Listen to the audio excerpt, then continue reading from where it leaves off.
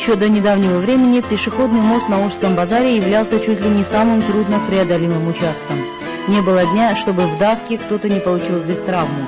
Да это и не удивительно, ведь мост был построен аж в 1958 году на средства жестянщика Алимова, как благотворительность. Позже мост был взят на баланс Ошского потребсоюза.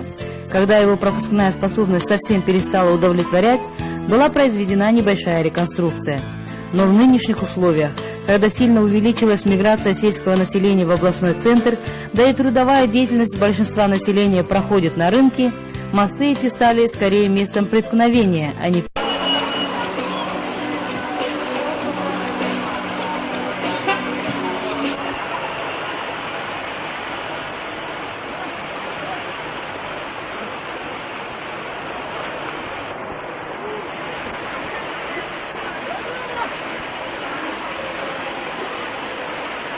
Carême.